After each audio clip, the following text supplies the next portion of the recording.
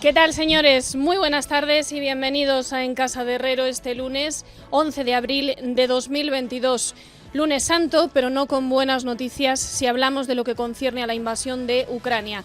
Son ya 47 días de guerra tras la invasión de las tropas rusas, que en las últimas horas han recrudecido sus ataques a la parte este de Ucrania, destrozando aeropuertos como el de Dnipro, del que ya solo quedan cenizas. Un refuerzo de la ofensiva militar que coincide con el nombramiento de un nuevo jefe militar ruso, responsable de la estrategia del ejército de Putin en Siria, y donde no dudó en bombardear a civiles en hospitales para conseguir sus objetivos. Mientras tanto, Ucrania resiste como puede y su primer ministro, Volodymyr Zelensky, continúa reclamando ayuda en los parlamentos de las naciones aliadas. Hoy en la Cámara de Representantes de Corea del Sur, Leticia Barquín, buenas tardes. Buenas tardes. El presidente Zelensky sigue denunciando los ataques a ciudades como Mariupol, donde la ofensiva rusa ha provocado decenas de miles de muertos. Lo ha desvelado en su intervención en el Parlamento de Corea. También ha advertido de que Rusia está concentrando tropas para una nueva ofensiva, lo que le ha instado a pedir más apoyo armamentístico. Hoy son los ministros de Exteriores de la Unión Europea los que están debatiendo en Luxemburgo sobre un posible nuevo paquete de sanciones a Rusia, con la vista puesta en si van a afectar o no a las importaciones de petróleo y gas, propuestas que presentan reticencias entre algunos países. Tanto el jefe de la diplomacia europea, Josep Borrell, como el ministro español, José Manuel Álvarez, reconocen la necesidad de seguir avanzando en las sanciones. Hay dos cosas que tenemos que tener en cuenta. Por un lado, evitar la financiación de la guerra de Vladimir Putin con dinero y fondos europeos, y al mismo tiempo también hay que pensar en los ciudadanos europeos y en la necesidad de no desestabilizar a ciertos países cuya estructura energética ha estado tradicionalmente muy unida a Rusia. Finlandia y Suecia han anunciado estar planeando solicitar el ingreso para entrar a la Alianza Atlántica el próximo mes de junio, una decisión que no ha sido aplaudida por Moscú. El portavoz del Ejecutivo ruso, Dmitry Peskov, ha advertido que su entrada no traerá estabilidad a Europa. Asimismo, ha subrayado que la alianza es una herramienta orientada a la confrontación, mientras el ministro de Asuntos Exteriores ruso, Sergei Lavrov, ha señalado que no ve motivos para no continuar con las negociaciones. Aunque también ha confirmado que Moscú no detendrá su operación militar en Ucrania antes de la próxima ronda de conversaciones de paz. En el terreno, las tropas de Putin están focalizando sus ataques en el este del país para hacerse con el control total del Donbass. Uno de los objetivos es tomar la ciudad de Kharkov, la segunda más grande del país. En las últimas horas se han registrado casi 70 bombardeos con al menos 10 muertos y una docena de heridos. También continúa el asedio contra la ciudad portuaria de Mariupol, donde la inteligencia británica ha alertado del posible uso de bombas de fósforo blanco. Hoy las autoridades ucranianas han anunciado la apertura de 9 corredores humanitarios, siendo más de 4.500.000 los ucranianos que han decidido abandonar su país. Gracias, Leticia. Como bien saben, la invasión rusa de Ucrania está condicionando la política nacional e internacional, también la energética de los estados de la Unión Europea. Prueba de ello es cómo ha afectado en la primera vuelta de las presidenciales en Francia, que se celebraron ayer. Con una abstención de récord, la más alta desde 2002, el actual presidente francés Emmanuel Macron y la líder de Agrupación Nacional, Marine Le Pen, han pasado el primer corte y uno de los dos se hará con el Elíseo el próximo 24 de abril. Verónica Jorro. Emmanuel Macron ha logrado casi 4,7 puntos porcentuales de ventaja con el 100% del voto escrutado respecto a Marine Le Pen, con la que se disputará la presidencia francesa en la segunda vuelta de las elecciones el próximo 24 de abril. En concreto, Macron ha logrado el 27,84% de los sufragios frente al 23,15% de Le Pen. Ambos mejoraron sus cifras de 2017, cuando también disputaron el duelo final por el Elíseo. Hace 5 años el primero obtuvo 24,01% de los votos y la segunda el 21,03% en la primera vuelta. La abstención en esta primera vuelta ha sido la más alta desde 2002. La capacidad de los dos candidatos para movilizar a los electores que no les han votado será un factor decisivo en la segunda vuelta. Por eso dice Macron que no hay nada decidido. El debate que tendremos en los próximos 15 días es decisivo para nuestro país y para Europa. No lo tendrá fácil Macron ante una Marine Le Pen que ha ido ganando adeptos con una campaña dura centrada en el actual coste de la vida, la inflación y la inmigración.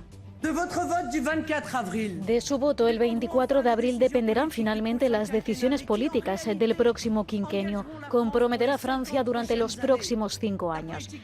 Política migratoria, de seguridad, económica, social, energética, europea, militar o diplomática. Mi compromiso con estos temas es inquebrantable. Tercera posición para el izquierdista Jean-Luc Mélenchon, que se queda con su 21,95% de los votos fuera de la segunda y definitiva ronda y cuyos votantes podrían tener la llave de la presidencia. El ultraderechista Éric Zemmour, cuyos votos pueden acabar siendo definitivos para Le Pen, obtiene por su parte un 7% del apoyo ciudadano. La primera vuelta de las presidenciales parece haber dejado claro a su vez el declive de los partidos tradicionales del gobierno, republicanos y socialistas, con menos del 2 y del 5% de los votos respectivamente, y salen muy mal parados de unas elecciones que ya solo tienen 2 protagonistas. La participación de la primera vuelta se ha situado en torno al 74,84%, la más baja, como decimos, desde el año 2002, aunque lejos de lo que se temía. En 2 semanas se verá si nada cambia con respecto a 2017 o si Francia opta definitivamente por un cambio. Gracias, Verónica. Macron sacaba un resultado superior al que le daban las encuestas, un 28% de los votos, pero menos de 5 puntos por delante de Le Pen, que está convencida de que gobernará. De momento, todos los partidos franceses, salvo el de Éric Zemmour, se han posicionado junto a Macron y han pedido votar en contra de Le Pen. También lo ha hecho el gobierno español, que tras el batacazo del Partido Socialista francés de Anne Hidalgo, que ha quedado en 10ª posición sin alcanzar siquiera el 2% de los votos, ahora apelan a que Emmanuel Macron proviene del socialismo francés. Lo ha explicado esta mañana la portavoz del Ejecutivo, Isabel Rodríguez, en una entrevista en Antena 3. Son momentos difíciles los que estamos viviendo. El Partido Socialista, el propio presidente Macron, viene del socialismo francés y, por tanto, son circunstancias excepcionales y muy concretas las que vive la familia socialista en Francia, y lo importante, insisto, es que en estos momentos todos estemos para combatir los posicionamientos de ultraderecha. También nosotros apoyamos aquellas posiciones que nada tienen que ver con esos planteamientos en el ámbito europeo. Habla Rodríguez de circunstancias excepcionales que atraviesa el Partido Socialista francés, que está casi en vías de desaparición, poniendo el foco en que hay que batallar contra la extrema derecha. Y precisamente en un día en el que la casualidad ha querido que coincida con que el candidato del Partido Popular en Castilla y León, Alfonso Fernández Mañueco, con toda probabilidad será investido esta noche como presidente regional, gobernando con Vox. Así calificaba la portavoz del Ejecutivo este acuerdo que se va a producir en Castilla y León. No ocultamos, y más después de la jornada electoral del día de ayer en el país vecino, en Francia, no ocultamos la preocupación del Gobierno porque la extrema derecha ocupe la responsabilidad de gobierno en comunidades autónomas como Castilla y León, y yo creo que el Partido Popular y su nuevo líder, el señor Feijóo, tiene que hacer una reflexión y mirar a la derecha europea, que está poniendo cordones democráticos a la extrema derecha, mientras que aquí en España el Partido Popular, la derecha española, está abrazando a la extrema derecha. De hecho, el Gobierno ha insistido mucho este lunes en que el nuevo presidente del PP, Alberto Núñez Feijóo, es el último y definitivo responsable de que por primera vez Vox entre en un gobierno español, en concreto en un gobierno regional. Lo recalcaba la ministra de Transportes, Raquel Sánchez. El Partido Popular, desde luego, se lo haga mirar, porque si estos son, ¿no?, los primeros actos que va a refrendar el señor Feijóo, desde luego que nos hace temer lo peor, ¿no? Por lo tanto, a mí me gustaría pensar que el Partido Popular va a seguir la estela, ¿no?, de el resto de partidos políticos, pero incluso del Partido Popular en Francia, y pongan un cordón sanitario a la extrema derecha, pero por lo visto no va a ser así. Lo cierto es que en torno a las 9 de esta noche Mañueco será reelegido presidente de Castilla y León al frente de un ejecutivo de coalición con Vox y con el único apoyo de este y su partido. Desde las 4 de la tarde se ha retomado el pleno de investidura con las intervenciones de los partidos de la oposición y la réplica y dúplica del propio Mañueco. En este momento está interviniendo en las Cortes castellano-leonesas en Valladolid Luis Tudanca, el líder del Partido Socialista. Vamos a escuchar qué es lo que está diciendo. Que Castilla y León va muy bien porque está más industrializada que la media de España. Impresionante. Y que casi todos nuestros jóvenes encuentran trabajo. Hombre, será fuera de Castilla y León, como lleva pasando más de 30 años, que no hace más que expulsarles por cientos de miles. Yo no sé en qué mundo vive, señor Mañueco, pero Mire, es que la gente no puede esperar. Es que hace prácticamente un mes ya le propuse una serie de medidas para hacer frente en esta tierra a las consecuencias de la crisis. Y ya hemos registrado en esta Cámara una iniciativa para poner en marcha un plan de respuesta a la crisis por la invasión de Ucrania. Y hoy se lo reitero, un plan de choque con un volumen de ayudas por más de 357 millones de euros que contemple al menos las siguientes medidas. En primer lugar, la convocatoria del fondo de 163 millones en ayudas directas para empresas y autónomos, que ya se ha aprobado en este Parlamento. En segundo lugar, una bonificación extra al combustible de al menos 10 céntimos, que se sume a la aprobada por el Estado. En tercer lugar, garantizar el adelanto del 90% de la PAC sin cargas administrativas ni financieras, señor Mañueco. En cuarto lugar, revisar temporalmente las tasas a los sectores más afectados por la crisis. La creación de una ayuda extraordinaria directa contra la pobreza. Palabras en directo a las 4:10 de esta tarde de Luis Tudanca, el líder del Partido Socialista en Castilla y León, el principal político de la oposición en las Cortes de Castilla y León, en Valladolid, donde hoy va a ser investido con toda probabilidad Alfonso Fernández Mañueco, que en la jornada de esta mañana presentaba su programa de gobierno con el anuncio de una bajada del IRPF autonómico. Mi Gobierno sí dará el paso. La bajada prevista del impuesto de la renta de las personas físicas para esta legislatura la vamos a efectuar este año. Iniciaremos inmediatamente los trámites del proyecto de ley para rebajar el IRPF a todos los contribuyentes en el primer tramo del impuesto. En este discurso de esta mañana, Mañueco también se felicitaba por haber impedido una repetición electoral y abordaba los detalles más polémicos de su acuerdo con Vox, como la creación de una ley para combatir la violencia intrafamiliar. Vamos a elevar a rango de ley el actual plan de prevención de violencia en el ámbito familiar, elaborando y aprobando una nueva ley de lucha contra la violencia intrafamiliar para generar nuevos derechos y proteger a las víctimas, a todas las víctimas. La tramitación de esta norma se iniciará antes del 31 de julio del presente año. Todos debemos felicitarnos por el resultado, porque es un acuerdo que respeta plenamente los principios que asumí al comenzar este proceso de diálogo y de negociación que antes les expuse. También es un acuerdo que refleja la voluntad ampliamente mayoritaria expresada por los castellanos y leoneses en su última cita electoral. Es un acuerdo que plasma la única alternativa viable para evitar una repetición electoral. 4 años por delante de gobierno de PP y de Vox, que se blindaban tras una conversación la pasada semana entre Alfonso Fernández Mañueco y Santiago Abascal, el líder de Vox, y que ponía fin a muchos días de incertidumbre. El propio Abascal acudió a las Cortes en Valladolid a bendecir este acuerdo. Quien, en cambio, no ha estado presente en la intervención de Mañueco ha sido el nuevo líder del PP, Alberto Núñez Feijóo. Motivos de agenda alegan desde su equipo, aunque otros podrían pensar que no está del todo cómodo con el acuerdo que su partido ha llegado a término con Vox. Feijóo se intentará asistir, han explicado, a la toma de posesión de Mañueco, que será el 19 de abril. Así lo señalaba el nuevo coordinador general del PP nacional, Elías Bendodo. El presidente Feijóo nos ha comentado hoy que su interés en poder asistir a la investidura de Alfonso Fernández Mañueco el próximo martes, siempre que su agenda se lo permita, es lo que tiene que ver a partir de ahora. Siempre que su agenda se lo permita, explicaba Bendodo. A pesar de ello, hoy el líder de Vox, Santiago Abascal, como les digo, presente en Valladolid, no quería ver mensajes ocultos en la ausencia de Feijóo. Creo que es un asunto menor. Yo creo que el hecho de que hoy esté aquí el señor Feijóo no tiene que ver con su agenda y no hay ninguna duda del apoyo del señor Feijóo a su propio partido y a su gobierno de coalición. Y es que el primer gobierno regional en el que Vox participa es una gran ocasión para los de Abascal, así lo consideran ellos, para mostrar sus propuestas ejecutivas. Maite Loureiro, buenas tardes. Buenas tardes. Para Vox, el escaparate de Castilla y León supone una oportunidad de explotar su perfil gestor sin renunciar a hacer política, en respuesta a la grave crisis económica que padecemos con la inflación desbocada y en la que los ciudadanos premian especialmente la experiencia.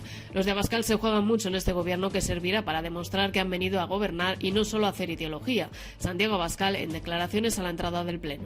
Apoyando a este gobierno de coalición, que abre una nueva etapa en Castilla y León, pero que sobre todo constituye una gran esperanza para millones de españoles que están observando este gobierno de coalición como una posible alternativa para toda España. Por lo tanto, este es un gobierno que va a tener muchos enemigos y por eso hay una razón mucho más importante para estar aquí defendiéndolo. El líder de Vox ha querido restar importancia a la ausencia de Alberto Núñez Feijóo en la investidura, que está previsto que acuda a la toma de posesión el próximo 19 de abril. Asegura Abascal que su apoyo a este gobierno de coalición está fuera de toda duda, con la clara intención de no mostrar ningún tipo de discrepancia entre ambas formaciones en una jornada histórica que puede avanzar la futura relación que ambos van a mantener. Gracias, Maite. Y mientras Partido Popular y Vox se acercan para gobernar en Castilla y León, PP y PSOE no consiguen llegar a ningún entendimiento a pesar del encuentro de la semana pasada entre el presidente del Gobierno, Pedro Sánchez, y el presidente del PP, Alberto Núñez Feijóo. Además, varios sondeos pronostican la recuperación de los populares tras la llegada de Feijóo, que se ha hecho fuerte en pedir al Gobierno que baje los impuestos, algo que hoy la portavoz del Ejecutivo, Isabel Rodríguez, calificaba en Antena 3 de demagogia. Y hemos hecho un esfuerzo también de bajada de impuestos, como digo, en la factura eléctrica. Lo que no cabe en situación de incertidumbre, de zozobra de la ciudadanía, es utilizarla para hacer partidismo o electoralismo. Yo escucho a la derecha hablar siempre de bajada de impuestos cuando está en la oposición, y no hace tanto estuvieron en el gobierno y por ponernos impuestos nos pusieron impuestos incluso al sol. Por tanto, no cabe la demagogia, cabe la serenidad, el rigor y un mensaje de tranquilidad a la ciudadanía española. A pesar de estas palabras, Rodríguez insistía en que tiende la mano al PP para que se convierta en una oposición de Estado. El Gobierno va a hacer todo lo posible para que el Partido Popular pueda participar de los grandes asuntos de Estado. Es necesario que volvamos a tener algunos consensos básicos y como básicos, por ejemplo, entendemos el cumplimiento de la Constitución, del que el PP se había alejado por completo en los últimos tiempos. Por tanto, nuestra mano está tendida. Deseamos que el Partido Popular de nuevo se sume a aquellas cuestiones que son importantes para nuestro país, donde hay consensos básicos, no solo en el ámbito parlamentario.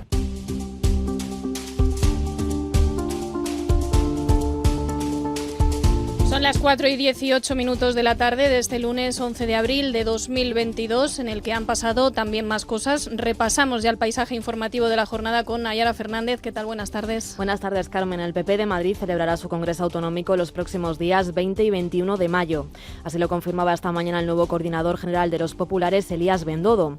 De esta manera se concreta la fecha del Congreso, que desencadenó la crisis entre la presidenta madrileña, Isabel Díaz Ayuso, y el expresidente del PP, Pablo Casado. Esta mañana Bendodo justificaba así la celeridad de la convocatoria del cónclave. No queremos perder ni un minuto, no podemos perder ni un minuto, precisamente, como decía el lema de nuestro Congreso, estamos preparados.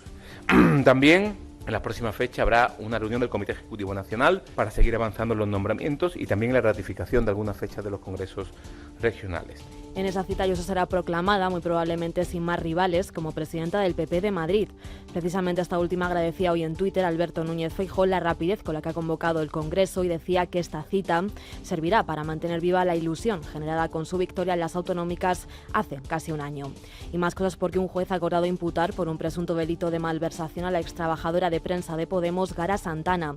El juez trata de esclarecer si, tal y como señaló una ex escolta del partido en sede judicial, esta hizo de cuidadora de los hijos de Irene Montero en 2019, antes de que fuese ministra de Igualdad. Santana ha sido citada a declarar ante el juez el próximo 10 de mayo, Javier García. González testificó que tenía conocimiento de que a Santana le habían estado imponiendo tareas de cuidado de los hijos de la pareja.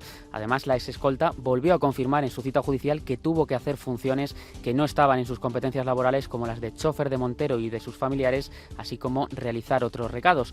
Hasta hace unos días, la investigación se centraba en la asesora de Igualdad, Teresa Arévalo, a la que Montero presuntamente también encargó de forma irregular que cuidara de su hija pequeña.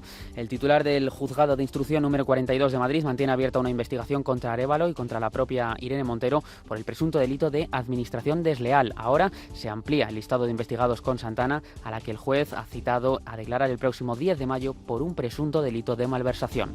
Y tras el cambio de postura del Gobierno respecto al Sáhara, desde el Frente Polisario piden al Ejecutivo aclarar si en la integridad territorial de Marruecos, a la que Pedro Sánchez hizo referencia en su carta a Mohamed VI, se incluye el Sáhara Occidental. Abdullah Arabi es el delegado del Frente Polisario en España. España ha ido más allá que eso. Ha apostado por esa opción presentada por Marruecos como la más seria, la más creíble, casi no han dicho la única, porque realmente ya sería, pero entonces ahí está la diferencia. Y han ido en el escrito, han propuesto la integridad territorial de los dos países, Entonces le hemos pedido qué entiende por integridad territorial por Marruecos.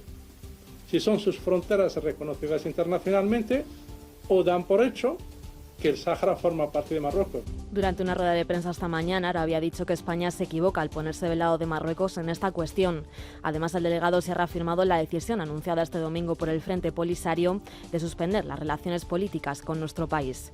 Y más asuntos porque el Gobierno obvia los avisos de organismos como la AIREF e insiste en el compromiso de revalorizar las pensiones arreglo al IPC, incluso aunque la inflación supere el 10% tal y como apuntan las previsiones. Así lo confirmaba durante una entrevista en La Sexta la ministra de Hacienda, María Jesús Montero. Es evidente que el Gobierno confía en la estabilización de los precios, pero también le quiero decir que el compromiso con los pensionistas es un compromiso contundente por parte de este Gobierno. Hemos cambiado una ley en la que se plantea que la revalorización de esas pensiones se harán conforme al IPC y lo cumpliremos. Según las previsiones del Banco de España, la actualización de las pensiones en 2023, con una inflación media del 7%, costaría unos 12.600 millones a las arcas públicas. En el Ejecutivo confían el pago de ese sobrecoste en pensiones al aumento de la recaudación por cotizaciones. Y por otro lado, Izquierda Unida y el Partido Comunista han demandado ante el Tribunal Europeo de Derechos Humanos a la justicia española por el archivo de las investigaciones sobre la presunta fortuna oculta del rey emérito, don Juan Carlos. La demanda cuenta con el respaldo del Grupo Parlamentario de Unidas Podemos, Esther Nieto. El Tribunal Europeo de Derechos Humanos ya ha recibido la demanda de Izquierda Unida y el Partido Comunista de España por la presunta vulneración del derecho a la tutela judicial efectiva ante el archivo en España de la querella que estas formaciones presentaron contra don Juan Carlos. En la demanda, impulsada también por Foro de Abogados y Abogadas de Izquierda, denuncian que no se practicó ninguna prueba para el esclarecimiento de los delitos denunciados, entre ellos cohecho y tráfico de influencias. Tanto el Tribunal Supremo como el Constitucional rechazaron la querella, por lo que los demandantes recurren ahora a la última vía en Estrasburgo. Estos critican la interpretación de la inviolabilidad del emérito que ha hecho la justicia española y hablan de la impunidad de don Juan Carlos. Y tras la polémica por las comisiones millonarias que el Ayuntamiento de Madrid pagó al duque de Feria Luis Medina y a su socio Alberto Luceño, desde Unidas Podemos han anunciado que van a presentar una reforma para retirar los títulos nobiliarios a condenados por corrupción. Así lo adelantaba el portavoz de la formación morada, Javier Sánchez Serna. Y un título nobiliario al final no deja de ser un reconocimiento público a personas que, en este caso, y presuntamente digo, están mostrando pues lo contrario de lo que tiene que ser la ejemplaridad pública. Por tanto, nosotros creemos que ese mecanismo debería existir, porque es una vergüenza que nos encontremos con una persona que presuntamente ha estafado a todos los madrileños 6 millones de euros, nada más y nada menos, que un juez le puede embargar sus bienes y que, sin embargo, pueda ir por ahí presentándose todavía como Marqués de Villalba. Mientras tanto, la vicealcaldesa Begoña Villacís ha vuelto a defender hoy la condición de víctima del consistorio y ha declinado nuevamente los ofrecimientos por parte de la izquierda madrileña para encabezar una moción de censura contra José Luis Martínez Almeida. Jesús Sánchez, buenas tardes. Buenas tardes. La vicealcaldesa no cede ante las presiones de los grupos de izquierda, descarta de nuevo la posibilidad de una moción de censura y aprovecha para dejar este recado al dirigente del Partido Popular, Alfonso Fernández Mañueco, quien hoy es investido como presidente de Castilla y León. Yo podría ser un mañueco, pero no lo voy a hacer. Haciendo trampas, engañando a todos, engañándome a mí misma para empezar, podría llegar a la alcaldía como él lo va a hacer como presidente, pero he decidido no ser como él. Pudiendo ser alcaldesa de esa manera, prefiero 1000 veces ser vicealcaldesa. Sobre la supuesta campaña de acoso y derribo que ha denunciado José Luis Martínez Almeida en el diario ABC, Villacís simplemente remarca que el alcalde no está imputado y asevera que lo está pasando realmente mal. Yo creo que en este caso hay que ser realistas. Vuelvo a decir lo mismo, el alcalde no está imputado y el ayuntamiento no está siendo investigado. Luego, con respecto a las teorías o las opiniones, pues cada uno puede tener las propias. Yo es que creo que lo está pasando muy mal. Mientras tanto, el líder del Partido Socialista de Madrid continúa instando a Villacís a una moción contra Almeida después de la polémica del contrato con Luis Medina. Juan Lobato considera además que el alcalde está adoptando un papel de víctima que no le corresponde. Son declaraciones en Telecinco. En vez de ir ese dinero a reducir las listas de espera que en Madrid están en un récord histórico o a devolver las urgencias a más de 700.000 madrileños que llevan 2 años sin ellas, pues el dinero ha acabado en el bolsillo de amigos y familiares de dirigentes. Pero no solamente en Madrid hay polémica por los contratos que se hicieron durante la pandemia. PP, Vox y Ciudadanos en la Comunidad Valenciana han denunciado este lunes el descontrol absoluto, dicen, de los contratos de emergencia que cerró la Generalitat durante los primeros meses de 2020. Además, desde la oposición piden responsabilidades a Mónica Oltra después de que un juez pidiera la imputación de la vicepresidenta valenciana en el caso de los abusos de su exmarido a una menor tutelada, María Chamorro. Y sobre estos casos que encharcan la Comunidad Valenciana se ha pronunciado en los micrófonos de esta casa en Es la Mañana la diputada del PP por Valencia, Elena Bastidas. Así, sobre la trama que envuelve el entorno familiar del presidente Ximo Puig, Bastidas ha estimado que se habrían concedido subvenciones por valor de más de 1 millón de euros. Pues estaríamos hablando en torno al 1.200.000 euros. Esto es lo que la Guardia Civil está en estos momentos averiguando, desentrañando pues esas dobles subvenciones que servían para justificar a través de distintas facturas pues las subvenciones que se obtenían presumiblemente irregularmente aquí en la comunidad. Y sobre el escándalo de la vicepresidenta Mónica Oltra, la diputada considera que es muy sospechoso que la abogacía no se haya personado y asegura que si no fuese porque es aforada ya estaría imputada. Ella que abominaba, ¿no?, de los aforamientos allá por el año 2014 y en distintas ocasiones que se ha manifestado públicamente, pues hoy se aprovecha de ella para evitar, al menos en el corto plazo de tiempo, esa imputación. En casa de Herrero, Es Radio.